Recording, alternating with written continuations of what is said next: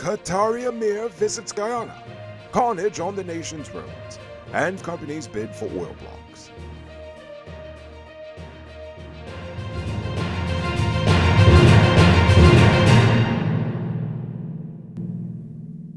I'm Enrico Beaufort, and this is Uncut News. To see what's happening, send us a tip on WhatsApp at 592-659-6151. Qatar's Emir Sheikh Tamim bin Hamad Al Thani visited Guyana for the first time today and signed 3 new cooperation agreements, including economic, commercial, and technical cooperation, mutual investment protection, and cooperation in the legal field. The two nations established diplomatic relations in 1996 and seek to strengthen cooperation in areas such as climate change and energy. In other political news, Aubrey Norton has expressed confidence that he will be re-elected as the leader of the People's National Congress Reform and become the presidential candidate for the APNU coalition in the 2025 elections. Oh my. Norton has been accused of sidelining senior members of the party's executive, but he claims to have the support of the party's base. If you say so. The PNCR's biennial Delegates Congress will take place in 2024 to facilitate the election of new leadership. Guyana is implementing a new number portability system that will allow individuals to switch phone services without changing their number, making it easier to access telecommunication services that fit individual needs. The system is being tested and will be ready for implementation soon, according to the chairperson of the Public Utilities Commission. The system is expected to improve the lives of consumers and make the telecommunications sector more competitive, and it's also meant to make GT&T cry as so many people leave their service. Meanwhile, dredging of the Pomeroon River in Region 2 has not been completed a year and 1/2 or 18 months after the signing of a $569.3 million Ghana dollar contract with Geico Construction and General Services Incorporated. The contractor has found the task more complex than anticipated, according to them, and the project was initiated to address inadequate drainage caused by extreme siltation at the river's mouth. Now for crime news. Over the past 2 weeks, 20 people have died in road accidents across the nation, including an 11-year-old girl and even a 10-month-old baby. The accidents include collisions between vehicles and motorcycles, and drivers failing to adhere to traffic signals being the typical main cause, and speeding, of course. 8 young people aged 21 and younger died in 3 separate accidents in one night. The causes of the accidents vary, but speeding and failure to follow traffic laws, as I previously stated, are common factors. Attention truck owners. Between potholes, bad drivers, and high fuel prices, you've got 99 problems to deal with. But with Powered Automotive, your engine ain't one. That's because they stock high-quality parts and spares you need at prices you can't beat. Visit them at Lot 491 EE Eccles, or call or WhatsApp them at telephone number 697-017. Save big on truck parts at Powered Automotive, the #1 heavy-duty truck parts store in Guyana. Tired of waiting on hold, tracking down a delivery driver, or carrying cash for your food orders? GT Eat is here to make your life easier. Guyana's first cashless food ordering and delivery app. Choose from Georgetown's top restaurants, pay securely with your card, and get your food delivered right to your doorstep. With the convenience of being able to order from your phone and the added feature of tracking your order, GT Eats is the ultimate solution for all your food needs. Download the app on Apple and Android stores and start ordering the easy way today.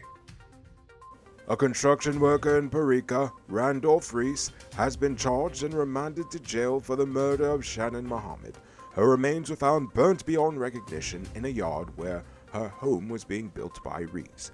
He was identified as the last person to be seen with her and was caught on camera setting fire to the remains.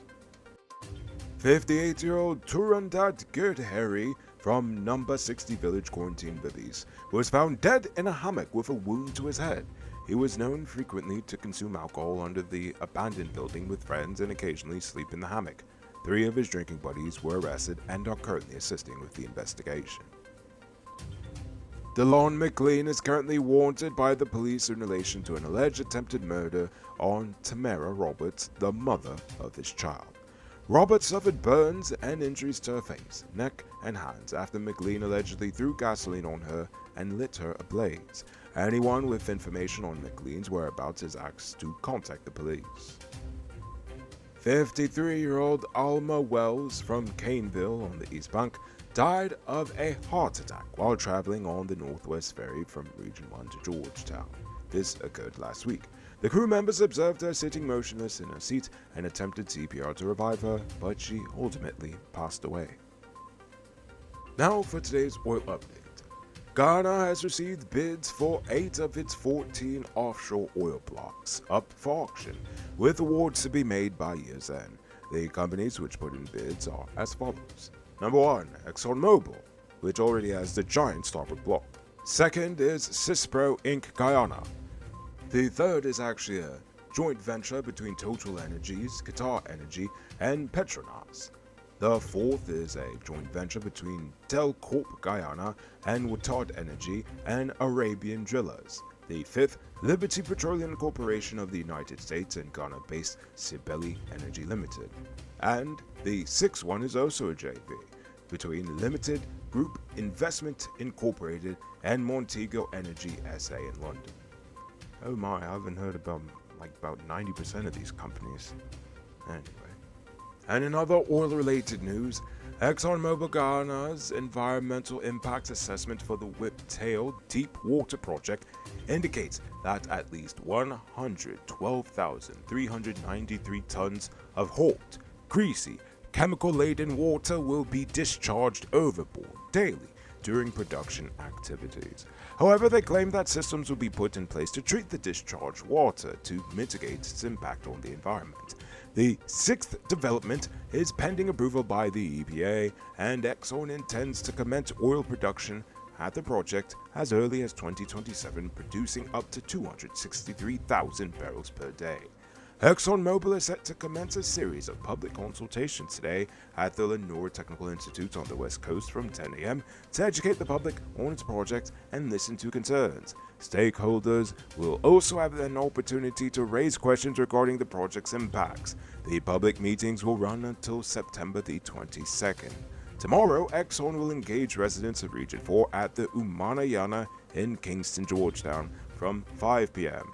2 meetings are also scheduled for Region 1, 1 in Region 2, 2 in Region 5, and 1 in Region 6. So, go and Google the exact times and locations and make sure you go out and give them a piece of your mind. It might not be robbery season, but the streets are still mean. That's why you need to get security for your home and business through Sheriff Security Service. Sheriff Security offers well-trained guards, armed and unarmed patrol, marine patrol, canine services. These people even got drones. Why? Because your security is their highest priority. You've seen the rest, now hire the best. Hire Sheriff Security Service today. Now for our Uncut News, Viewers Poll Question of the Day. Every day we pose a question on current events in Ghana, the region, the diaspora, and how you feel it place was. Last night I asked, do you believe we should ban allowing politicians to use their private companies to bid for government contracts?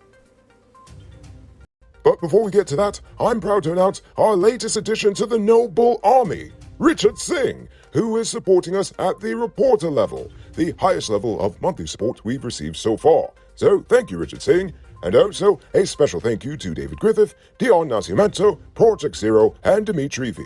I appreciate you all. And if you're watching at home and you'd like to support our movement, just hit the link in the video description. Barefoot Wanderer says it's an obvious conflict of interest. Enough said. I agree. They also said that they just traveled to the Dominican Republic and Cuba for vacation and knowing Spanish would have been a benefit. You see, that's why we should be teaching it in schools, just saying. And finally, Lash says yes, it should be banned, but it doesn't matter if it's banned. In Ghana, the law unfortunately does not apply to the top brass politicians, other rich folk, and people with links. The gross precedent for this has been set already. Mean color no name, but look at the news this year, and you know what I'm talking about. I know, it's 2023, but people gotta fight for change if they're not okay with the system. I agree, and that's why we're out here, every day fighting. Now for tonight's question. How do you feel about the turnout for the oil auctions? Only 8 of the 14 are actually being bidded on. Do you think it's a good sign, a bad sign? Do you think people are actually interested in our oil or what?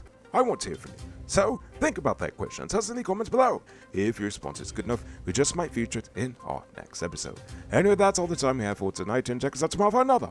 Until then, I'm Nico Bulford saying, good night, folks.